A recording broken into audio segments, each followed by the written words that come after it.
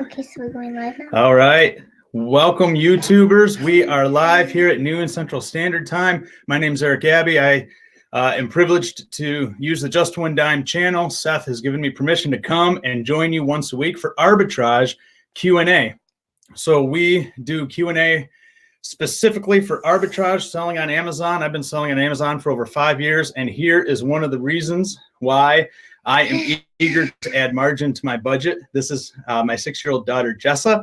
Jessa, say hi. Hi. And I'm just wondering what some of your goals are for your family, if you have a family or your future family. And when I look at Jessa, I just think of what is it that I could dream about doing with her if I can add margin to my budget. And I want to talk about that a little bit before we come to your questions and hopefully come up with some answers. So I just wanted you to meet Jessa. She's one of the reasons why I'm selling on Amazon, and she wanted to say hi to the video. I'm going to let you go down. So that's fun for me. One of my goals that I have, just a second.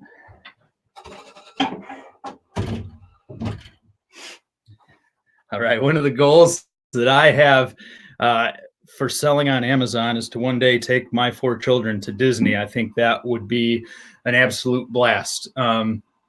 And that's something that I think is kind of silly. To me, that's a silly goal. At least going to Disney is. I don't think wanting to be focused on my family and do delightful things with my family is silly. Far from it. And sometimes we're so constrained by our finances that it's so hard to prioritize the things that we really want to be important, that we even need to be important. And money doesn't buy you happiness, and it doesn't buy you a family. I'm clear on that, and there are a lot of families that don't have a lot, and they're extremely happy because they have each other. But I also know that it's difficult when you're really strapped for cash and your budget is really, really tight and you don't have any breathing room. That can just be all consuming. And I've known people who are cranking out the overtime because they're trying so hard to make ends meet. And man, they're people of integrity. I mean, some of you guys are working so hard because you want to provide for your family, because you want to do well by the other people in your life, and you want to steward your life well. But it just feels like you've got to work so much to just crank out enough to pay the bills that it can be really hard to give time and energy to the things that are way more important to you than the rat race or your job. Even if you have a job that you like, sometimes it can just feel like, why is this the primary thing that I'm devoting all of my time and energy to when I've got this family I want to take care of? I've got this circle of friends that I want to connect with and have an influence over. I've got deeper purposes and desires lodged, at the very core of my soul that I want to work and push and exercise before I get to the end of my life. And sometimes a tight budget can be a huge hindrance to that. I'm just prefacing what we do here by saying that because I think a lot of you can resonate with that. And you can imagine, gosh, if I just had a little bit of freedom, a little bit of margin in my budget, it would give me the ability to do a lot of the things that I want to be doing. And that's what I've been able to experience by God's grace as I've sought to sell on Amazon. I do think, I'm convicted that Amazon is an incredible opportunity. And I don't know how long, Amazon's going to be in the driver's seat, but right now they are massively popular. And there is great amounts of money to be made through some simple principles. And that's what we talk about during this hour. You can find products in one market at a low price in your local area, and you can sell them on Amazon.com and make a significant profit. And that's really all arbitrage is leveraging 2 different markets, taking advantage of a low price here, selling for a high price here, and gathering in the profits. And if you can multiply that enough, which is why we're fans of Amazon FBA, because they do all the primary work of boxing, shipping, warehousing, customer service for you, then you can scale your business. And if you make $20 here and $30 here and multiply that by 100 or 300, your profits can multiply because your revenue is growing. So really that's what we're all about. If you're new to selling on Amazon or you're new to arbitrage, what we dedicate this hour to is kind of grappling with the questions that come up with, how do I sell on Amazon? How do I do effective arbitrage? How do I find products that I know are going to sell and make me money that I can be confident in, so I'm not whimsical in my investments and in my purchasing? And you're, really moving forward with confidence to create some margin in your budget. I can remember the day when our family had significant debt because we had a car payment and we had student loans. And it was hard for me to save any amount of money towards things that I wanted to purchase or do with my family, just because I was barely making the minimum debt payments. And when I began to add a little bit of margin to my budget, what I found is I had the ability to double down on my debt. When I got rid of my debt, now I could reallocate all the money that was going towards that debt to savings or other things that I wanted to do. And it gave me a little bit of breathing room to be able to do more with people like Jesselyn and my wife, and to be more active with my church. So let's talk about that. Let's fill this hour with a bunch of good questions. I want you to bring the questions. I see that people are starting to chime in. Salima, welcome. Ar Jafari, hello. Aaron, hey. Monica, Rowan, Kyle, Aaron, Extortion Watchers, a lot of familiar names there that we see every Saturday. We're really excited to be committing this time to Arbitrage. Just One Dime has launched a membership called Amazon Arbitrage Mastery, and we seek to do everything from soup to nuts to help you be a successful Amazon seller in the realm of arbitrage. So there's significant course material by way of like 60 plus videos that just teaches you how to set up your Amazon seller account, how to think about arbitrage, how to evaluate products, all sorts of questions and answers, and how to overcome obstacles. We have a lot of bonus material, another 50 to 75 videos that do a deep dive on the tools that you can use and the different ways that you can expand opportunities, how you can use virtual assistants, lots of things. We do we try to do weekly updates where we're keeping current with the trends on Amazon. Plus, you've got this massive community that you can interact with. Share your emotional highs, share your emotional lows, ask questions of, and work through your problems with. David, hello, welcome aboard, welcome to the program. So let me recommend that you check out the link below. Take a look at Amazon Arbitrage Mastery. If you're just getting started, I think it's a great way to avoid a lot of mistakes, which means saving money. And it's a great way to really accelerate your business from the front end. I joined Just One Dime after having done arbitrage for over 2 years, and I found it was immediately fruitful for me and my business because there were just a ton of things that I had missed, that I didn't understand because I hadn't been a part of a community. You know, I was myopic, and so I only knew my own experience. I only knew what I had done, and I had learned a lot from my own experience, but it was so limited because I didn't have the same scope of vision that a group of people have. So when I started interacting with sellers from other states, from other countries, people who had different niches and a different approach to Amazon, boy, I started to learn a ton of things, and that really increased my revenue and my profitability because I just learned a lot. And so I think the membership is well worth your consideration and well worth your attention. And I want to just direct you to the link below. If you're more into private label, then there's a link for that below as well. That's different than arbitrage because now you're actually branding your own product. You're coming up with your own listing and your own product that you want to sell that's special to you, that you think is going to be a hot item on Amazon. And you're building that listing from the ground up, trying to get that listing to rank and gain popularity and be found by customers who are searching Amazon for your items. I hear that there's some issues with sound. I don't know. I can't imagine it's on my end. I'm not doing anything different here. That's too bad. But I'll keep working. I'll just keep going here. So that's the private label. Amazon FBA Mastery is our membership below. If you're more interested in that, we have a lot of members that are doing both.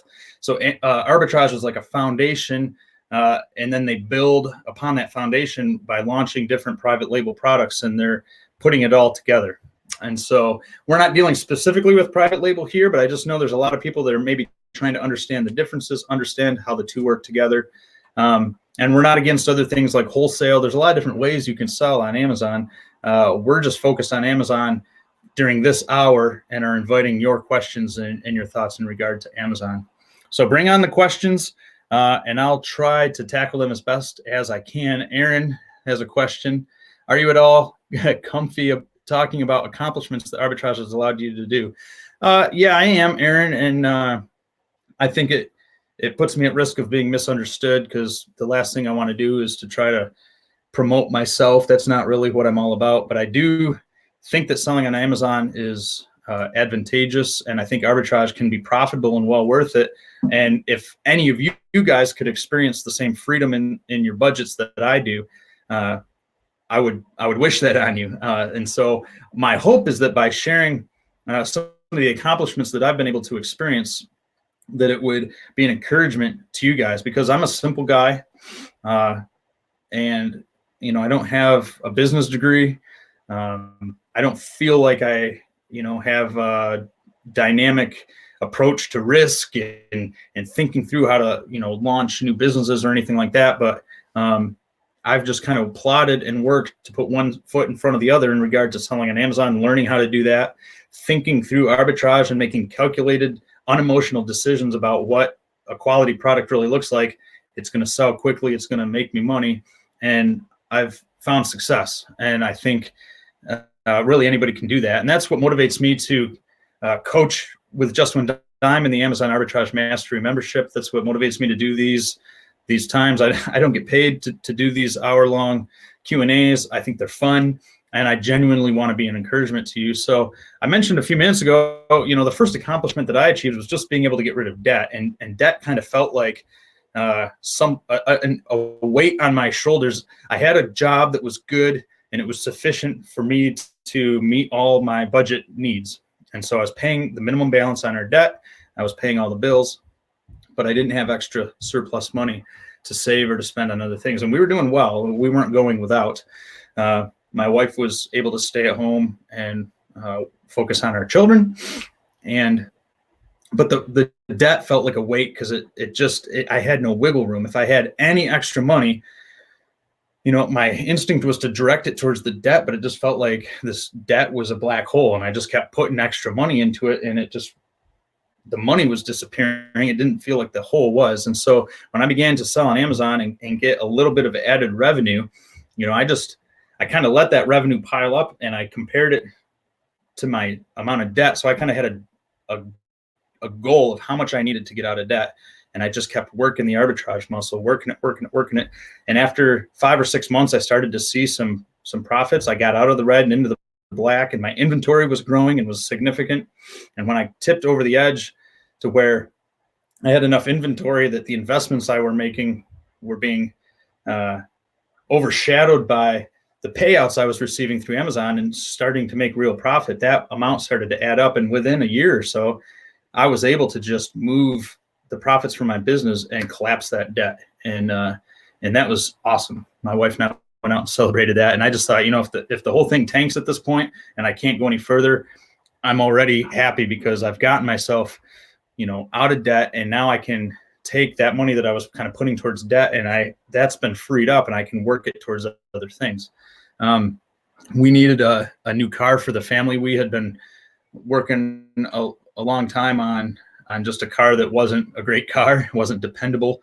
It was increasingly getting, less dependable and costing more money to maintain. And so, after I checked off that first goal of getting out of debt, I moved on to the next goal of getting a dependable car, which I was able to do. And then I've mentioned on the program a bunch before, but the big goal I had was to buy a house. I wanted to own a house. I wasn't getting younger, and our family was renting, which means no equity and just, no place that you can call your own. And so like a year and a half ago, I finally was able to develop and get enough money that I had a down payment for a house, and we were able to move in here, and that was significant. And the most recent accomplishment, again, it's fun because you're just checking off goals. And so that's why I ask you guys often, like, what's the next goal? I saw someone on here that says they want to reduce, well, that was you, Aaron, you want to reduce stress. Somebody mentioned something about their mortgage. That was Aaron too. Want to pay off the mortgage. Like, these are good goals. Even if you can put some payments towards the mortgage, you can lower your monthly rate. You can get rid of PMI. Sometimes people have that goal. I just want you to be thinking about what your simple goals are. And then if you can check one off, you kind of reset. And so as soon as we bought the house, I thought, man, what would be the next goal that I could run after? And for me, it was a mid-career change where I took a less paying job but it's just right in line with my convictions. And so now I work full time at our church, and I love it. And I'm able to kind of work the business to the side. The church is saving money because they don't have to pay me as much, and I just think that's a win-win. And then I think, you know, one of the next goals is to save up to go to Disney, as I talked about. It would be really fun to take, you know, sweet little Jessa and her brothers and her little sister and go to Disney. That's a few years away because our youngest she isn't even 2 yet. So I want to wait, you know, 2 or 3 years, or maybe 4 years before we do something like that. But thanks for asking, Aaron. I'm not uncomfortable sharing, but I want you guys to understand, like, it took a lot of work. And so doing this is hard work. There's a learning curve involved. It's not rocket science, but you just have to put in the effort. You have to put in the hustle. It's going to take time and energy in order to develop this thing. So we have members that join and expect to just have a flurry of profit within 2 or 3 months. And I'm constantly saying you need to think long term. You need to think, what am I going to do in a year? What am I going to do in the next 3 to 5 years? Where's my business going to go? You're actually building a business. And if you have that long-term vision, you're willing to put in the effort, I think you can exploit the Amazon marketplace and really build a significant business and make good money. Let's see. What are some of the questions we got here?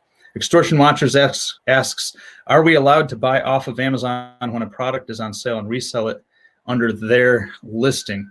Yeah, that was a real big thing 2 or 3 years ago, where you could do Amazon flips, and really Amazon seemed to have a pretty, I don't know why they did it, but there was a system whereby you could use Keepa and you could map the price history. That's what's good about Keepa, is you can see not just the punctiliar current moment what the price is, but you can see the history over like the last year. And so you could look at a Keepa chart and you'd see that Amazon was selling, you know, at like $79.99 for 3 months.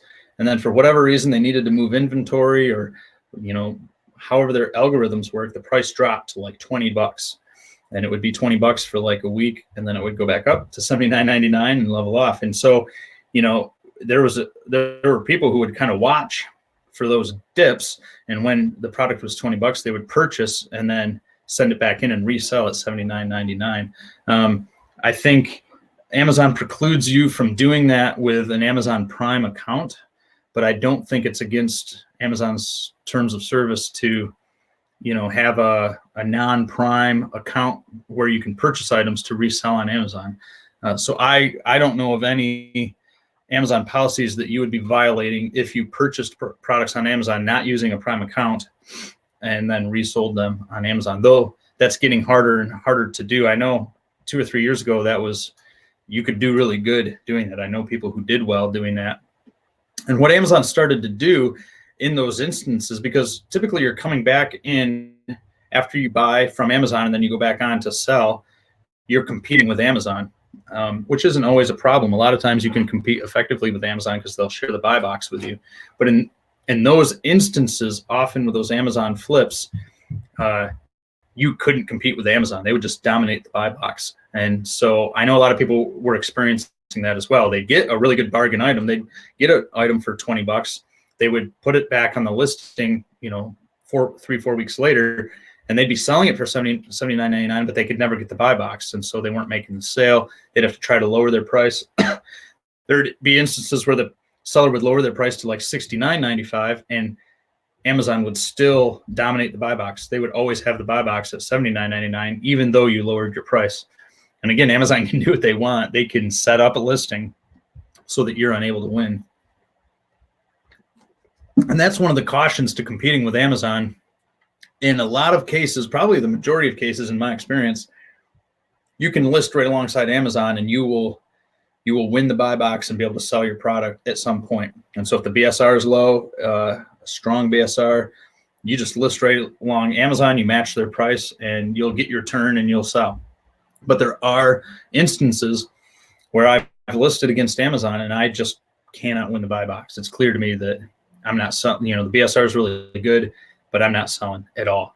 And so then you have a couple choices. Sometimes you can lower your price and Amazon will lower with you, and you can find kind of what their minimum threshold is. And so you can lower $1, they match you. You lower $1, they match you. You do that enough times. Excuse me. Sometimes you lower and Amazon doesn't because they've reached their minimum, and now you can sell at that price. And so if you have a really good margin, you can lower your price enough to kind of distance yourself from Amazon, and then they'll give you the buy box in those situations. But then you've lowered your price, and that's eaten into your profit. And sometimes, like I said a minute ago, even when you lower your price, Amazon still holds the buy box at that price. So I think that's not directly answering the question that was asked for extortion watchers, but it's just it's a caution when you're thinking about competing with Amazon and when you're doing arbitrage. I don't think it's a deal breaker. So if I see that I'm competing with Amazon, I don't just assume that I can't and I have to move on to something else. But I think there's caution involved. So maybe I'm looking for a bigger margin, a larger ROI, because I know in a worst case scenario, I can absorb some of that by lowering my price. And maybe I'm going to limit the quantity I buy. I'm not going to go out and buy, 20 items. Even if I can, I might order a couple and see how they perform, and then go back and see if I can up my quantity after that. Rawan, if Amazon knows your account will get suspended. I've never heard that before. Maybe he knows something I don't, but again, I have no knowledge of the fact that you're violating any Amazon policies by purchasing from them and then reselling. But correct me if I'm wrong. I'm certain don't have infallible answers here, but I've never heard that before. What is a good BSR for books to sell quickly? Well, the principle is the lower the BSR, the quicker the sales. And so quickly is a relative term, but the lower the BSR in anything on Amazon, it's an indication that it's going to sell more quickly. Now you want to look at competition too, because if you're alone on the listing, then you're going to have the buy box 100% of the time. If there's one other FBA seller and you're matching price with that seller, you can just assume that you're going to get the buy box half the time. You're going to sell half as many of whatever that is. And so that's going to affect how quickly you sell. So if I buy 10 products and list them on a listing and I'm by myself, if that listing's moving 30 products a month, I'm going to sell all 10 of my products in like 10 days. But if I'm sharing that listing with another competitor that I'm equally matched with, I can expect it's going to take me 20 days, or if there's 4 sellers, it's going to up the amount of competition. That's going to mean it's less quick. In books is a huge category. So BSR, you want to think percentage, and we always recommend that you try to purchase products that are at least under 2% with the BSR. And the best way to know that is to use a tool called RevSeller. And I can put a link in the chat after the program is over for you to check out RevSeller if you haven't used it before. It's a really good tool to calculate FBA fees and to look into some of these statistics. It's a Chrome extension embedded right into your Amazon.com webpage, and it puts all the information that you need right in a green box at the top of the page. It's very handy, and BSR is huge, and it tells you the percentage that BSR is in a given category, because different categories, a BSR is going to be good, high or low. It's going to depend on the size of the category. So a higher BSR is going to still be a low percentage in a huge category, and books is one of those. So Amazon just has millions and millions of books for sale on their platform, and so I am willing to purchase a book if it has a good margin, if the BSR is $1 million or less, because even a 900,000 BSR in books to me is decent. And it's seldom that I run into like 10 of the same book. So usually my quantities are really low with books. And if I only have 1 or 2 of a given book and the BSR is 900,000, I don't think, Salima, that means it's going to sell quickly. But if my quantity is only 2, I'm pretty confident, even if the BSR is 900,000, that they're going to sell quick enough, and I'm going to be happy with that. So that means if you see a BSR of like, 300,000, 200,000, those books are going to move quickly. So I guess at the end of the day, my answer to your question would be anything under 500,000 is really going to move pretty quick, because the book category is so huge. Now, if you go into like the baby category, the numbers all change, because if you see something in the baby category at 200,000 BSR, that's a pretty high BSR in that category. It's a smaller category. So you want to be thinking percentage, and RevSeller is the best way I know of knowing exactly what that percentage is. Let's see. Hopefully the audio is good. Hopefully it's better. Do you make any changes to your arbitrage business in Q4, or do you continue to do business as usual? For example, money spent purchasing products and shipments sent to Amazon. I don't, Selima, do anything different in Q4 on a big scale. So maybe I can nuance that answer in a minute. But in general, I'm looking for opportunities where I can make money, and I'm doing that all the year round. Now, I just recognize, for the sake of my own personal encouragement, that when I'm in March, April, that's kind of the slowest time of the year. And so if my sales are down a little bit, I don't get anxious about it. I take advantage of that to be an opportunity to just build my inventory. I continue to invest money when I see opportunities. And if I'm not selling as many products or as rapidly, I kind of just know I'm in a slow season, but I can ramp up my inventory in anticipation of Q4. So that's really a mindset thing. I don't necessarily do business different, but it just affects my mindset, because I know as I'm moving towards Q4, if I'm in March, April, May, June, those tend to be the slowest months of the year, that I can hold, and those products that I'm purchasing during those months, if they're not selling right away, are going to move quicker, better, at a higher price as I get closer to Q4. And so I just allow that to kind of affect my attitude and my mindset. Some of the nuanced things that I might do different in Q4 is I might try to take advantage of real quick purchases that I can turn really fast in Q4. So, say 2 weeks ago, you're looking at some deals, and maybe the margin isn't as great, but you're like, if I just scoop these up and send them in, I know, because I'm in the heat of Q4, these are going to turn pretty fast. There's just a lot of activity on Amazon. So there are times in the midst of the Q4, if I know I can buy and ship stuff to a fulfillment center and get it to go live before Christmas comes, that I want to do that. And so there are some items that I'm looking at kind of through a special lens, because I know I'm in the Q4, things are selling rapidly and at a bit of an inflated price, because people are buying stuff that they just want to get as gifts, and they aren't as concerned about the price. And so I'm moving stuff quickly in Q4 and thinking that way. There are also, this is a great time to think about seasonal items. And so I think a little differently about the Q4 in regard to seasonal items. And in a month, a little less than a month, you're going to encounter a ton of deals where you can get Christmas products at like 75, 80, 90% off. And traditionally, I've jumped on those opportunities, and then I hold back on the inventory, because I know come Q4, not only is it a time where people are spending a lot of money and a lot of sales are happening, but I know with the anticipation of Christmas, which is by far the biggest holiday in Amazon.com world, that Christmas lights and inflatables and a lot of the stuff that are items that I can get at a discount between Christmas and New Year's, or immediately after the New Year, I can turn those for a profit. So I'm thinking more seasonally than ever when it comes to Q4.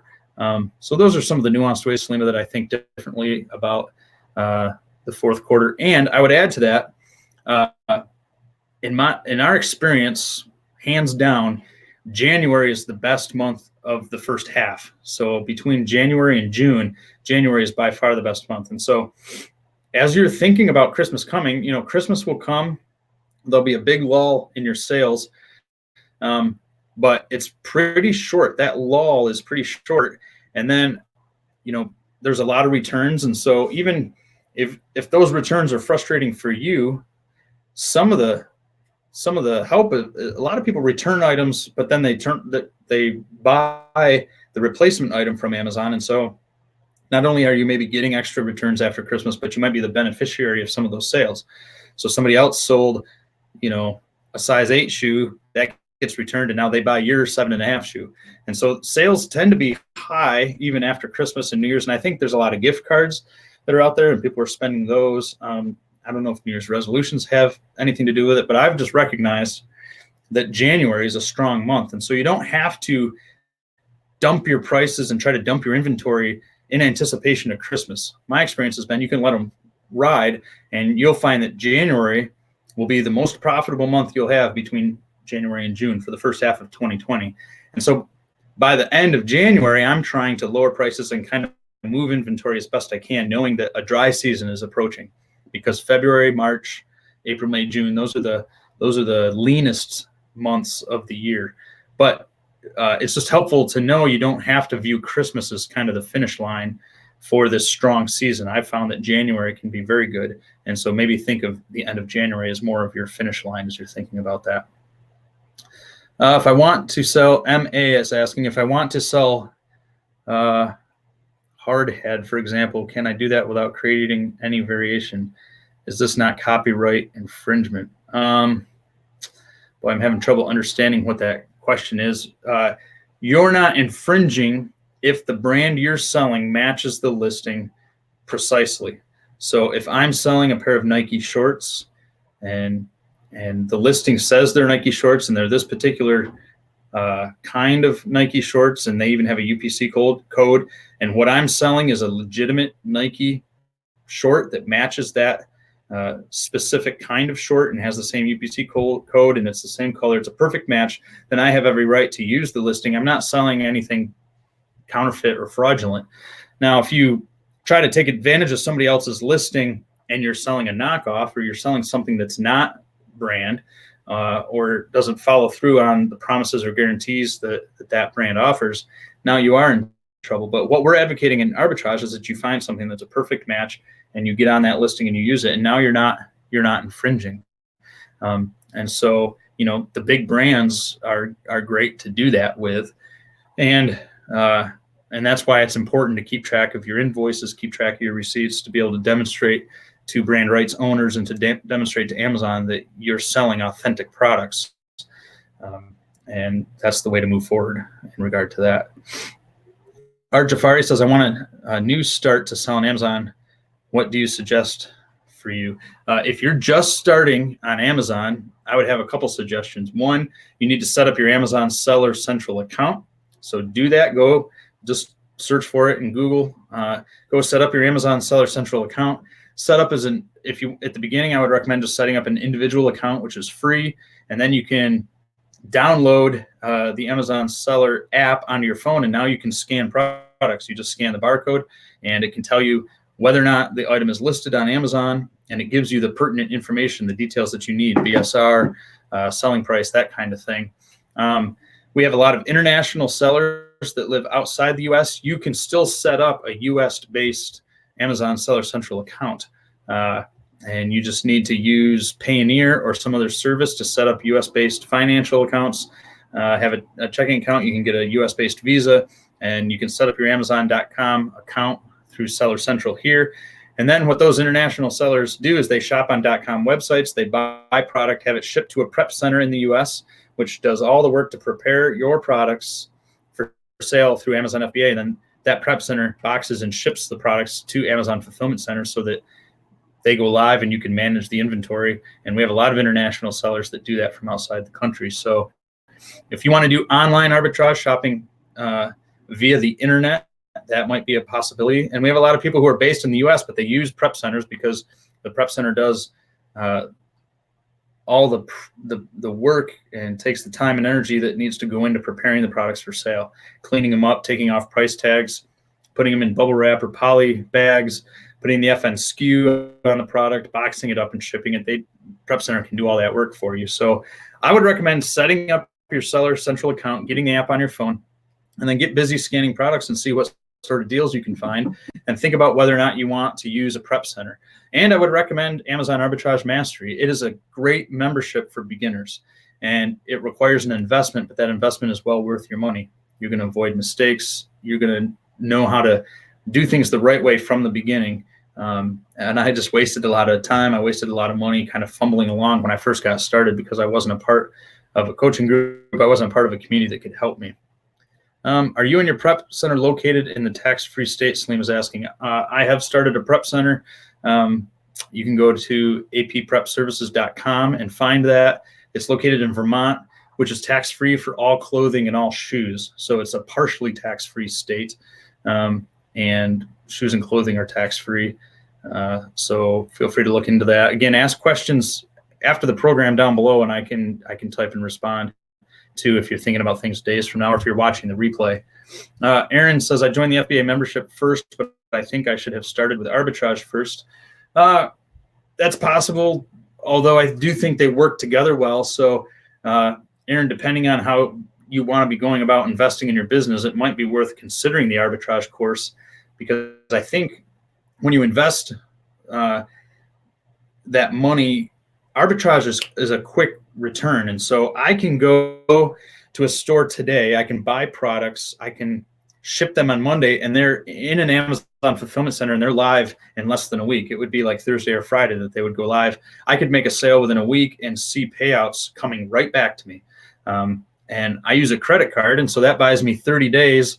I can purchase the product and I don't have to actually pay for it for 30 days. Now, again, don't be dumb and take advantage of credit in a way that's going to get you in trouble. So if you're going to use credit, use it wisely.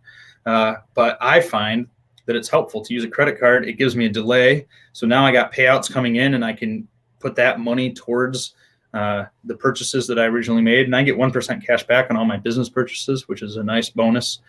So all that to say, and when you join the Amazon Arbitrage Mastery membership, you get a month free of arbitrage leads for online arbitrage. And so you're automatically given products that are high quality products that are helping you learn where to find other online arbitrage products. And so you might want to think about just investing in that membership. It doesn't mean that you're deciding that private label's done, but you're just working the two together. And so while you're thinking about launching your first private label product, you can be busy building in arbitrage and getting payouts, and even get to the point where you're generating revenue to finance your private label efforts once you research a product and find a quality product.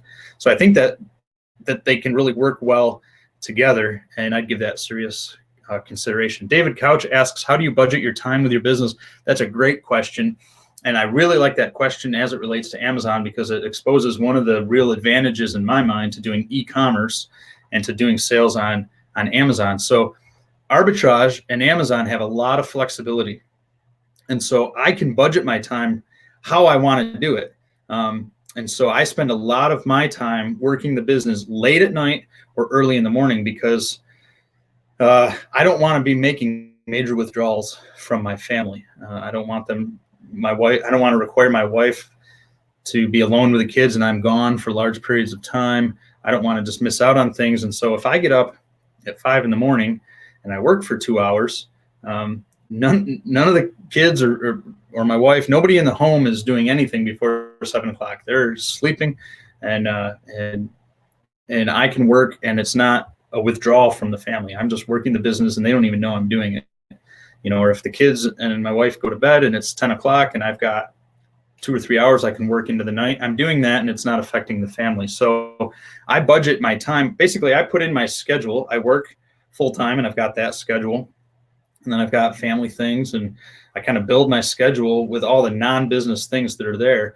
And then I build in my Amazon schedule and all the nooks and crannies and holes around those other things. And what I love about Amazon and doing e-commerce through arbitrage is that I can do that. It's really flexible. Online arbitrage you can do from home at any time. You just have to have a wireless connection.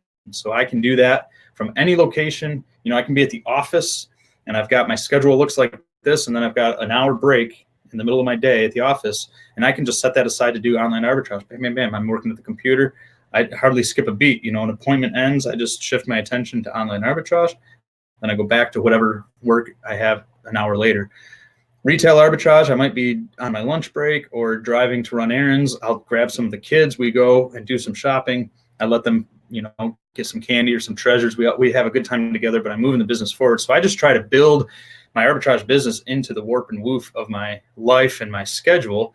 And now what I have found is I've been able to build a successful business, and the business serves what I'm wanting to do as the priority of my life, rather than the business taking over and telling me this is when you have to work and this is how much you have to work.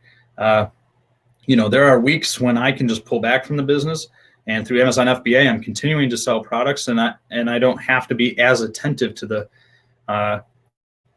business. Maybe there's a busy week where other things are putting demands on my life, then I just pull back from the business. Maybe there's a week that's a little bit lighter in general, and so then I can press in and do more work with the business. I have a lot of room for give and take like that. So I think that's a really good question, David, and I really like Amazon, and I like arbitrage because you can bob and weave like that. Brian asks, what are the peak times of the year that you make the most money? I think I answered that earlier. Definitely Q4. So to me, July, so December is better than November by a little bit. November's better than October by a little bit. October's better than September. September's better than August. You can trace that all the way back to like July. So when you get to July, the second half of the year, each month gets better and better as you're moving towards Christmas. And then I think the best month out of the first half of the year is January. So I guess I would say it would be ranked by like December, November, October, September, August, July, January, and then kind of the February through June months. And that's how I would kind of rank my sales. Salima asks, have you tried bundling products? If not, why not? No, I haven't, because I don't want to create a new listing. And so I'm not going to bundle products and then have a listing that has no BSR, because nobody's going to find it. It's not going to sell. I'm not going to make any sales. So I want to find existing listings that have a low BSR and they're going to sell quickly. And if I create my own listing, I'm defeating the whole purpose behind that. So if I find a listing that has bundled products and it already has a good BSR, I might find, I've done that before. I bought a pair of Moana flip-flops and I bought some Moana towels, and there was a listing that was flip-flops and beach towels. And so I combined and bundled those and sold them, but it was because there was already a listing with both of those products for sale. Let's see. James says he wants 4K a month. That is a reasonable goal. You can do that doing just arbitrage, and you can do it doing part-time arbitrage. I've always worked full-time, done arbitrage on the side, and you can attain 4,000 a month. I'm sure of it. Joseph says, my main thing is, what's the first step if you have no money to start? Again, download the app as an individual seller and you haven't spent a penny, and just get out and scan products and use the app to look at BSR and sales price and make good decisions of buying quality products that are going to sell quickly because they have a low BSR, and they're going to make you money because the profit margin is high. And then you can begin to build inventory and make sales and generate some profits. Then if you get enough money, you can invest, in something like the Just One Dime membership or something like that. And just keep attending and asking questions here, noon Central Standard Time every Saturday. Salima, what product of yours has had the most refunds? I sell a lot of clothing and I sell a lot of shoes, and those definitely have the most returns because of the size issue, right? You buy a size 7.5 shoe, it doesn't fit comfortably. You're like, I need a size 8, and so you return it. So definitely clothing and shoes. So that's the downside to doing those items. But the upside is that the majority of returns I get that are clothing and shoe returns, I can immediately restock and sell. So 95% of the shoes that get returned to me are still in brand new condition, and I can just maybe replace the tissue paper, make sure they're neat, and the person didn't try them on and like walk through the mud or something. But most of them are still in mint condition. I can just make sure the package looks good, and I can put them right back in for sale. So there's pros and cons to that. And if you're going to get more, I realized with clothing and shoes I was going to get more returns, but I'm making money selling clothing and shoes. So I can either choose to get frustrated at the returns, or I can recognize I'm adding profit to my margin because I'm selling clothing and shoes, and I just need to deal with the reality of returns. It's just how it works. Every business builds in some category for loss. And so if you sell on Amazon, you're going to have returns. And I decided at some point, like, if I sell shoes, I'm going to get more returns. But it's worth it to be able to sell shoes. And so I try to have the right mindset so that when I get a bunch of returns, it doesn't frustrate me. I don't get discouraged. I don't get thrown to the side, because, your mental stability and where your heart is at with your business is severely important. It's crucial to how well you're doing moving the business forward. And so if every time you get a return, you're nervous, or, you're afraid of what your bottom line is going to look like or something, it really, it's just really going to make life hard for you, rather than, so I think you can manage your expectations and say, I know I'm going to get returns. If I'm selling clothing and shoes, I know I'm going to get more returns, but it's just a part of the business. Everybody's dealing with it, and it's okay. If your margins are strong enough, you're going to make money and you're fine. Aaron, do you try to search for items that already have a high quantity available for purchase, or do you just base your buy decisions on potential margin? I just base my buy decisions on potential margin. So if there's only 2 of the product, but I can make money on them, I buy both. I'm not going to pass that opportunity up because there's only 2 of them. Because if I buy 2 here and 2 there, and 2 here and 2 there, and I mean, it multiplies. I can scale that way. And then I sell those 2 quickly, and I'm, off and running. So you can go wide. If you have 1,000 listings at 2 items a piece, you're in good business. But when I happen upon 10 of something that I'm convinced is a quality product, I often will buy all 10. And there have been times when I've happened upon an opportunity where I can buy 50 or 100, and I decide to do so. Your risk maybe increases a little bit, or you just have to have a place to store some of those in the meantime. But so, Aaron, I don't really let quantity affect whether or not I purchase. I'm just looking for opportunities to make good money off of quality products, no matter what the quantity actually is. Monica, do you get products straight from distributors? Not typically. That's more of a wholesale thing, but it's a great way to move forward. So I think it's a way to think about selling on Amazon, to get products straight from distributors. Your margins are probably going to be a little smaller, but you might be able to sell more product. So I think it's a great way to think. I don't personally do that, but I think working that way, if you can find items that are listed on Amazon and you're certain that the items you're purchasing from that distributor, matches the listing precisely, brand and everything, then go for it. If you can make money doing that, it's a good opportunity. Aaron, does OA do any better than RA, or does it depend on the day? So he's asking online arbitrage versus retail arbitrage. Is online arbitrage better than RA? I don't think one is better than the other. I think they're just different. And so my recommendation would be to work both. Why neglect one if you don't have to? So again, some of the people that I know tune into the program and listen to these Q&As are in a location where they can't do retail arbitrage locally. They're in an international location where they can't sell on Amazon in their local country. So they're doing all online arbitrage because they've got a US based account and they're buying and selling in the US via the online marketplace. So they're kind of constrained to only do OA. But if you're in a situation like I am, where I can do RA right here in Vermont locally, and I can do online arbitrage by visiting websites and taking advantage of a prep center, then I just work both.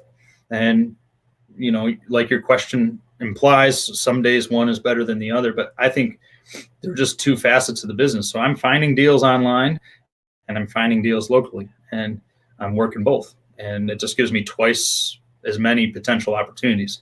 And so if I'm not, there are seasons where I feel like I'm struggling to find online opportunities. Hopefully I'm finding them in the retail arbitrage world. And then, there's other seasons where it's vice versa. Typically I'm finding opportunities in both, and I'm able to scale my business as much as I can because I'm finding opportunities in both realms. And I say, why neglect one if you don't have to? What is good U.S. credit card for sellers outside the U.S. who want to sell in the U.S.? Oh, Salima, I don't know how to answer that because I'm a U.S. seller. So I don't know what credit cards you're limited to if you're setting up an account from outside the U.S. Could be if you set up the right accounts, then you could apply for just about any credit card. I'm not sure exactly how that works. That's probably not true. Unfortunately, I don't know the answer to that question. If there's somebody watching that sees her comment and knows, because you do international, you have an account as an international seller, answer her question. Or if you're watching the replay, type it into the comments below, because I do think you guys can help one another. And that's the coolest thing about our memberships, is members are helping one another. We have tons of members, Salima, who are doing that from international locations, but I've never seen that question come up. Yellow Man says Capital One credit card is the best. I think Capital One is a great credit card to use. I just don't know if you can use that one if you're outside the U.S., but it would be worth looking into, because I agree with him, with Yellow Man. That's a great credit card to pursue. Ryan asks, do you find the listing, or do you look for the product and then the listing? Which do you do first? Good question. I find the product first. So I'm looking for discounted products. That's where the opportunity is. So if I find a listing and now I'm going and looking for the product, that's kind of a reverse way of doing it. But now you're going to, if you find the product, it's probably going to be a normal price. So I'm trying to find where are the discounted products. If I'm doing online arbitrage, I'm going to clearance parts of the website, sales, and then I'm looking to see, is that item listed on Amazon? If I'm in a clearance end cap at a big box retailer, I'm going to take my app and I'm going to scan that product. And the first thing I want to see is whether or not it's selling on Amazon. And if it is, then I want to look at the statistics. So I'm always starting with the products and finding discounted products.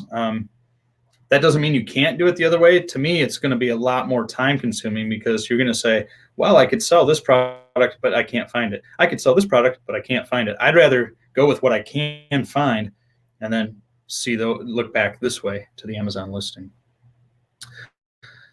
Does your prep center receive and resend the products on the behalf of your sellers that are out of town? Yes, that's exactly what our prep center does. That's what a prep center does. So you would order from .com websites and you would have the product shipped directly to the prep center.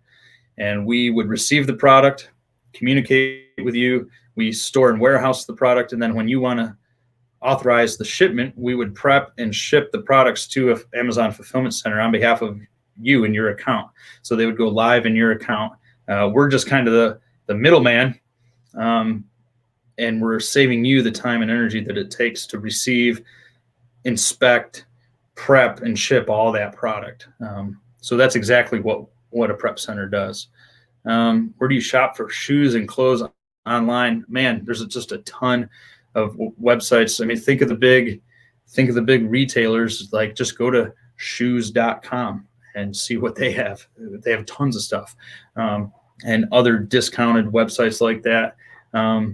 There's just general websites that you can find clothing on, target.com, Kohl's.com, that kind of thing. Just start with the biggies and search sales and clearance pages and keep working the territory. I mean, you could do something as simple as Google clearance shoes and find the websites that come up. And you're just, in the beginning, it just feels like you're kind of all over the place. But the more you do it and the more experience you get, you begin to get a feel for where the discounts appear, where the trends happen. You show up at a website and you just kind of know where to go to look for deals, and you can be a little more efficient with it. But my goodness, the internet is just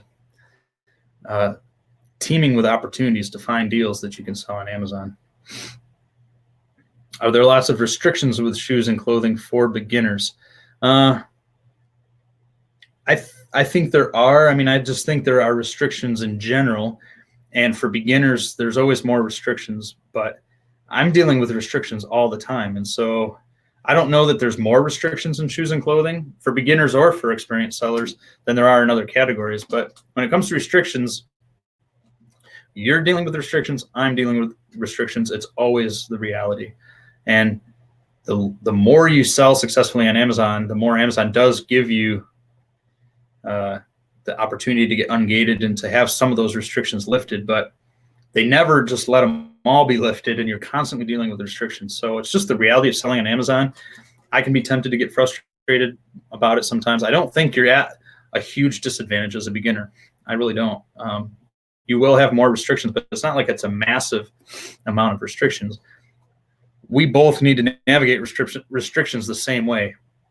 And that's that you try to apply for the restriction to be removed. And if they give you automatic approval, you're off and running. If they don't, and they require invoices and stuff, you just say, I can't provide that, and you move on.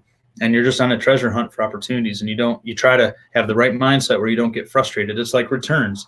Just manage your expectations to know I'm going to encounter restrictions. It's going to happen. And I don't have to get angry about that. I can just say that's a no and move on. Same thing you do if you scan a product and it's not listed on Amazon. Okay, move on to the next product. Same sort of mindset.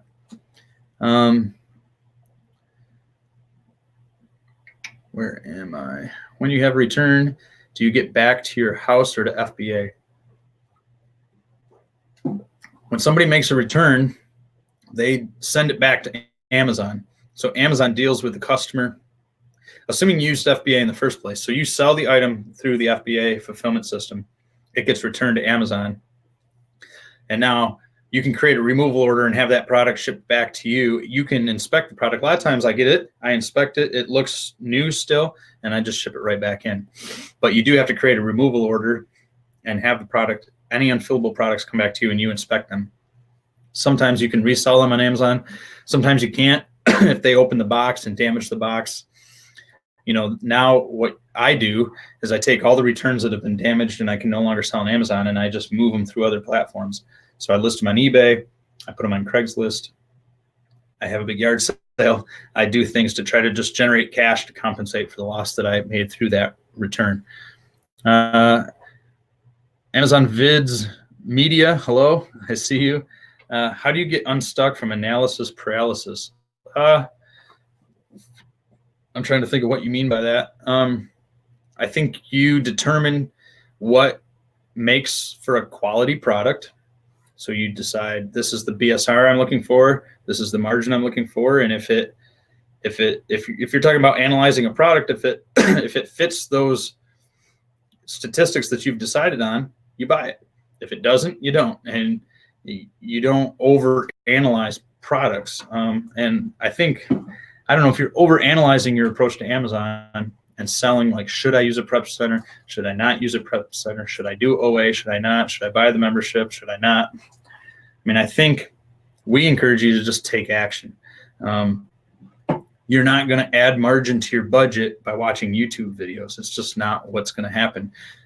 You create margin and freedom in your budget when you act, when you are a doer and you actually exercise, you get out there and you take some risks.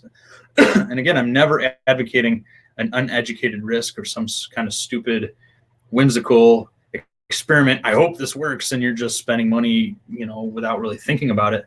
I'm saying recognize that this is an opportunity and move forward with confidence, but be willing to move forward, be willing to lay it out there and make an investment.